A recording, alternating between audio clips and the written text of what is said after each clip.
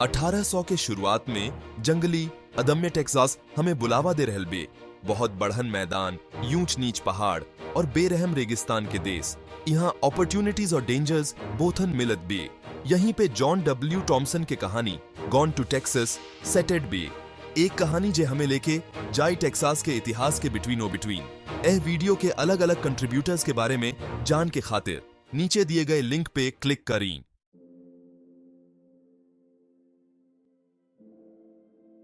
Captain Joshua बकल्यू एगो भाग्य explore से वाला सैनिक ई खतरा और अभियान के दुनिया में हमार रास्ता देखावे वाला होखी। वो अपना घर के आराम छोड़ के अनजान जगह के यात्रा शुरू करत बाड़े। रास्ते में उनका कई तरह के लोगन से मुलाकात होत बा। मेहनती अग्रणी, बहादुर कमेंच योद्धा और सैम ह्यूस्टन जीसन दूरदर्शी नेता। बकल्यू के यात्रा खुद के और बदलाव के एगो सफर होत बा।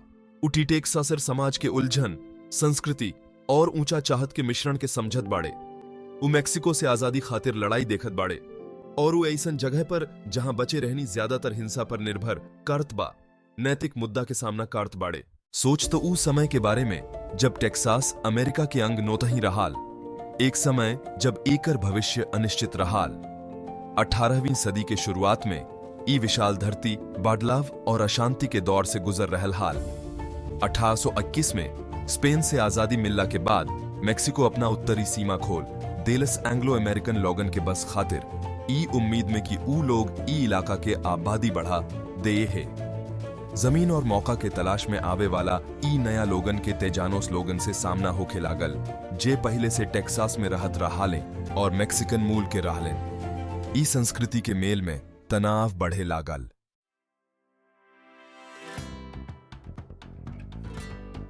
अरे भाई, 1800 के शुरुआत में टेक्सास बहुत रंग बिरंग जगह रहे, जहां अलग अलग संस्कृति के लोग रहे।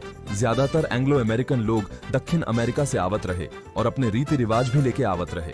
यहाँ आके उनकर मुलाकात तेजानो लोग से भील, जिनकर संस्कृति स्पेनिश और मेक्सिकन लोग से प्रभावित रहे। यहाँ पहले से रहे वाला लोग जैसे कि कोमांचे, अपाचे और चेरोकी टेक्सास के संस्कृति में बहुत महत्वपूर्ण भूमिका निभावत रहे।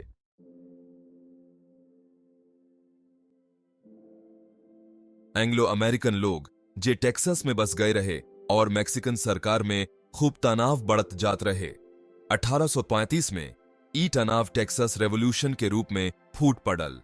अपना राज खुद चलावे के आदर्श से प्रेरित होके और मेक्सिकन सरकार के खिलाफ बहुत शिकायत रहे। टेक्सास के लोग आजादी खातिर लड़ाई करेला, हथियार उठा ले। ई क्रांति बहुत खूनी और भयानक रहे। जवन आलमो और सान जासिंटो जिसन महत्वपूर्ण लड़ाई से भरल रहे। हालांकि आलमो के लड़ाई में टेक्सास के लोग हार गए, लेकिन ई उनके लक्ष्य खातिर एकजुट होके के नोतरा बन गील और दिखा दिहालस कि लोग कितना कुरजी और मजबूत हो सकत है। 1836 में सान जासिंटो के लड़ाई में टेक्सास के जीत ने उनकी आजादी पक्की कर दिहालस और टेक्सास रिपब्लिक के स्थापना के राह खोल दिहाल्स।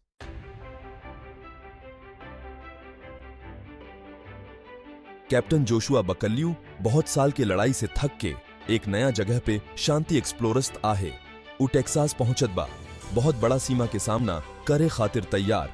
ऐसन जगह जे आशा और विपद बोथन से भराइल बे। चारों तरफ अनजान आवाज और नजारा, पत्ता के सरसराहट, नदी के बहाव और ऐसन जानवर के आवाज जे पहले कभी नौतही सुन ले रहाल। उ पूरब के युद्ध के मैदान छोड़ के आयल बा। एक सैनिक के जीवन छोड़ के सीमा के अनजान चुनौती स्वीकार कर ले हाले बे। वह नया भूमि के जंगली सुंदरता देखत बा, जहां समतल मैदान ऐसन लागत बा जिसे अनंत तक फैलल बा और सुनहरा घास जिसे धूप वाला दिन में समुद्र जिसे लहरात बा। कैप्टन बकाल्यू ई नया और अनजान दुनिया में कदम ऑफर से ही जल्दी समझ गए कि टेक्सास के सीमा पर अकेले टिकना मुश्किल है। ऊ अनुभवी पथिकन के एगो समुदाय के हिस्सा बन गए। पुरुष और महिला जे ई कठिन इलाका में अपना जगह बनोटी रहाले। हाँ, ई लोग उनकर मार्गदर्शक, उनकर साथी बन गए।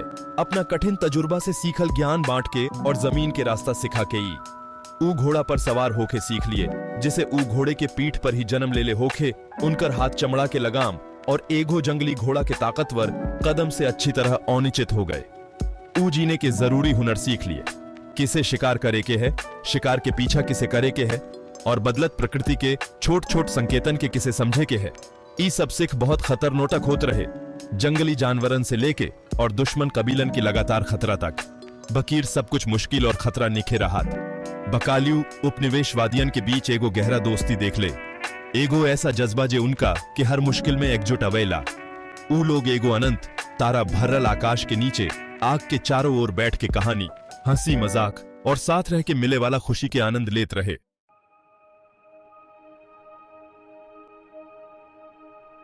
युद्ध के ढोल बजत बा, टेक्सास के आजादी की लड़ाई। टेक्सास के सीमा पर आजादी के हवा बहत बा, जवन सिर्फ निजी विश्वास से ज्यादा कुछ बा। ई मेक्सिकन सरकार के खिलाफ बढ़त असंतोष हा। कैप्टन बकाल्यू रोज के जिंदगी में छुपल राजनीतिक उथत गिरत के बात समझ शुरू कार्त बाड़े। जमीन के अधिकार, संस्कृति के अंतर और मेक्सिकन सरकार के दबदबा के चलते क्रांति के बात फैलत बे। ऊ अपना आंख से देखत बाड़े कि उनकर साथी टेक्सन्स पर कैसा अत्याचार होत बा, मनमानी कानून लागू होत बा, उनकर अधिकार छिनत बे। ऊ उनकर आंख में कड़वाहट, खुद राज करे के बढ़त इच्छा देखत बाड़े। आजादी और अपना राज करे के विचार जवन अमेरिकन सोच के जड़ में बैठल बा, ई कठिन इलाका में अपना जीवन बनौटवे वाला अग्रदूतन के दिल में गूंजत बा।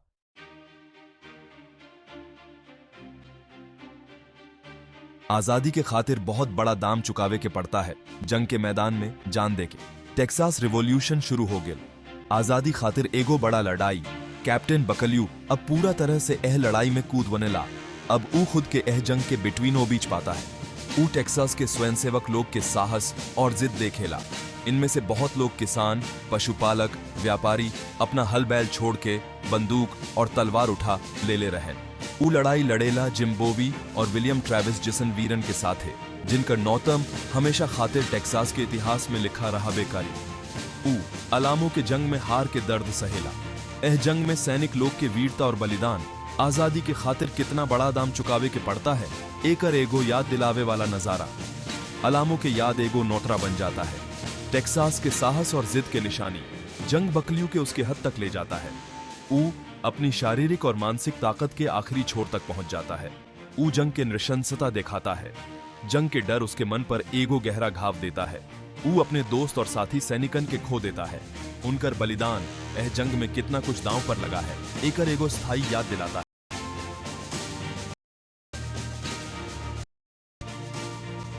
होगील, अब नया शुरुआत, एगो नया देश के जन्म के लड़ाई में सैनिक जीत जा। जनरल सैम ह्यूस्टन के नेतृत्व में टेक्सास के जीत पक्का होगील। कैप्टन बकाल्यू थकान से चूर लेकिन हिम्मत से भरपूर अपना संघर्ष के सफलता देखत बाड़े। आजाद टेक्सास के सपना जब हकीकत में बदलत बा, ओह पल के गवाह बनत बाड़े। जीत के खुशी के साथे साथे कुर्बानी के गम भी बे। खून और बलिदान से सनी ई जीत मिलल बे। वेलास्को संधि पर दस्तखत के संगे मेक्सिको आधिकारिक रूप से टेक्सास गणराज्य के मान्यता दे देत बे। क्रांति के आग में तप के एगो नया देश के जन्म होगी। ई मेहनत से मिलल जीत, आशा और अनिश्चितता बोथम के शुरुआत कार्त बे।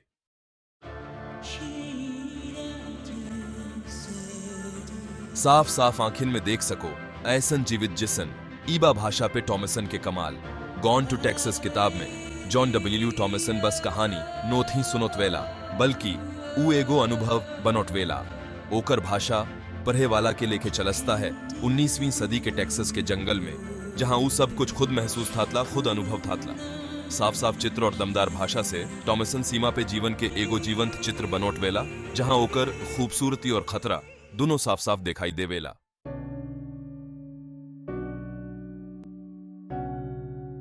खाली लड़ाई के मैदान नोथी, हम त चलित ही आदमी के मन के अंदर ताक। गॉन टू टेक्सास भले ही टेक्सास के एगो अशांत समय में लिखल गेल होए, लेकिन ई असल में बतावेला कि आदमी होखे के मतलब का होला। थॉमसन अपने किरदारन के दिल आ दिमाग के गहराई में उतर जालें। उनके आदर्श, कमजोरी, जीत, हार सब कुछ के जांच पड़ताल थतलें। उहां सीमा पर जीवन के एगो बारीक चित्र बनोटवेले, जहां एगो समाज अपना जगह बनोटवे के कोशिश कर रहल हुए, उहां आदमी के अंदर के उलझनन के उजागर थातलें। कैप्टन यहोशू बकाल्यू जवन मुख्य किरदार हुवन, कवनो सीधा सादा हीरो नोठी हुवन। उ गहराई से कमजोर हुवन, लेकिन फिर भी एगो दिलचस्प किरदार हुवन।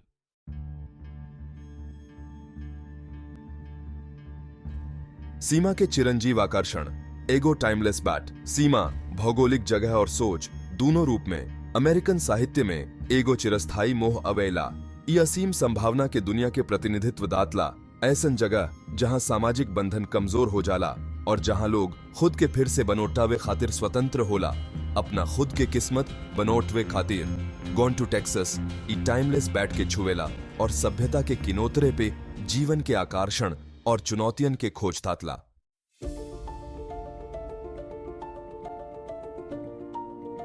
खाली कहानी नोतही गॉन टू टेक्सास के ऐतिहासिक एने सांस्कृतिक महत्व। गॉन टू टेक्सास खाली एगो रोमांचक एडवेंचर उपन्यास नोथी, ई अमेरिकन साहित्य के एगो बहुमूल्य चीज हौ और ऐतिहासिक कहानी के माध्यम से बीते जमाना के रोशन करे खातिर और एगो देश के बनोटवे वाला घटना के बारीक समझ देवे के क्षमता के साक्षी। थॉमसन के बारीक शोध और विवरण पर ध्यान टेक्सास और अमेरिका के इतिहास के एगो महत्वपूर्ण युग के जीवंत कार्त हो, जवन लोग टेक्सास क्रांति के समय जिंदा रहा लें, लड़ाई किलें और मर गिलें, उनकर जीवन के एगो झलक पाठकन के सामने रखत आइट। उपन्यास 19वीं शताब्दी के शुरुआत में टेक्सास के जटिल सामाजिक और राजनीतिक स्थिति के खोज कार्त हो, एंग्लो अमेरिकन बसने वाला और मैक्सिकन सरकार के बीच तनाव के अनिक्षण कार्त हो, ई युग के उनिभाषित कार्य वाला कॉन्फ्लिक्ट्स और सांस्कृतिक इंटरैक्शंस और टेक्सास के आजादी खातिर संघर्ष के उकसाने वाला उद्देश्य और आइडियल्स। ई संघर्ष के एगो संतुलित चित्र प्रस्तुत कार्त हो, दोनों पक्ष के साहस और दृढ़ता के कहानी स्वीकार करत हो, युद्ध के साथे जे क्रूरता और अन्याय होत हो उसके बारे में छिपावे ना हुए।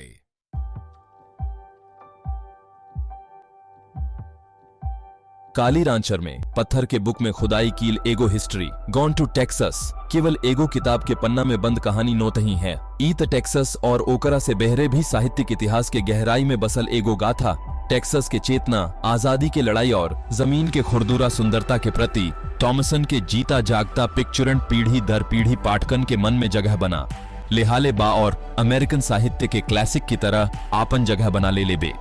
उपन्यास अनगिनत कलाकृति, संगीत और फिल्म के प्रेरित कीले बा, एककर विषय और किरदार पॉप कल्चर के हिस्सा बन गिल बे।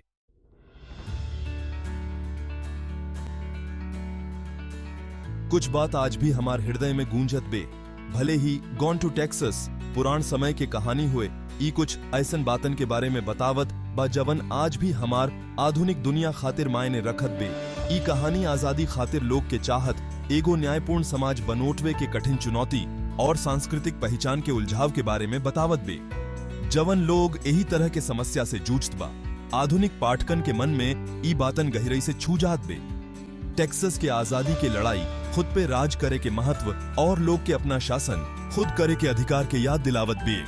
जवन लोग टेक्सास के आजादी खातिर लड़ले रहा लें, उनकर कुर्बानी के तस्वीर आज भी पूरा दुनिया में लोकतंत्र और मानवाधिकार खातिर चलत लड़ाई के याद दिलावत बिए।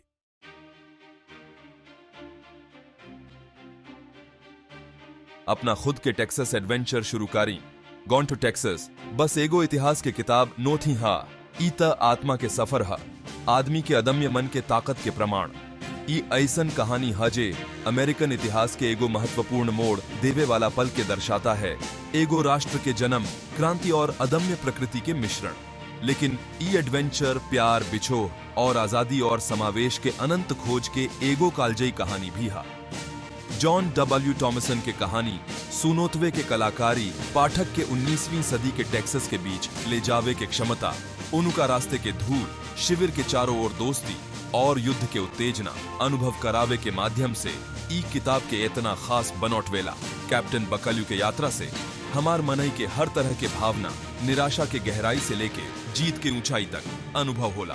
हम सीमा के आकर्षण, आजादी और खतरा के नशा जे इतना लोग के ई विशाल इलाका में खींच के ले आयल रहे, ओकारा के समझ पाते नहीं। हम एगो राष्ट्र के जन्म, संघर्ष और आत्मत्याग जे एगो नया युग के राह खोल दिहालस, ओकारा के देखाटे नहीं। और हम ई सीख से हदीदे पहले जे आयल रहा लें, जे एगो अलग भविष्य के सपना देखे के हिम्मत कीले रहा लें और ओकारा खातिर लड़े के धैर्य रखले रहा लें, उनका प्रति गहिर कृतज्ञता जतावेनी। अब आपके बारी ई अद्भुत यात्रा शुरू करे के ई गॉन टू टेक्सास के एगो कॉपी ले ली और इतिहास, एडवेंचर और मनई के मन के समृद्ध बुनोटई जे आपके खातिर ओकरे पन्नों के बीच इंतजार कर रहल बा, ओकरा के खुद में समाहित कारी आपको प्राचीन टेक्सास के जंगल में ले जावे दे। कैप्टन बकल्यू और अविस्मरणीय किरदार जे एगो राष्ट्र के भाग्य गर के तैयार कीले, उनका संगे कदम से कदम मिला के चली। गॉन टू टेक्सास आपके कल्पना के प्रज्वलित कार्य दे, आपके जिज्ञासा के उत्तेजित करे दे और आपको एगो कालजयी कहानी के पन्नों के बीच छिपल असीम संभावना के खोज करे खातिर प्रेरणा देवे दे। आपन राय, भावना और ई महाकाव्य कहानी के साथे आपन जुड़ाव नीचे कमेंट करके हमार बताई और ई साहित्यिक एडवेंचर खातिर टाइमलेस लिट मास्टरपीस सब्सक्राइब करे ना भूलें। गॉन टू टेक्सास किताब के पन्नों में हमार साथी एडवेंचर पर राहे खातिर रुआ सबके धन्यवाद। अगर रुआ लोगन के इतिहास, एडवेंचर और इंसान के अद्भुत भावना के खोज पसंद आइल तो जरूर एगो थम्स अप दें। टाइमलेस लिट मास्टरपीसेस चैनल के सब्सक्राइब करी और अपने दोस्तन का साथ ये वीडियो शेयर करी। सब्सक्राइब करे खातिर और ये वीडियो शेयर करे खातिर नीचे के बटन पर क्लिक करी और भी साहित्यिक सफर में गोता लगाई और हमार प्लेलिस्ट में जाके अपना पसंद के दूसर वीडियो देखी। उत्सुक रह, प्रेरित होक और हमार दुनिया के घड़े वाला कहानियन के खोज करत रहे।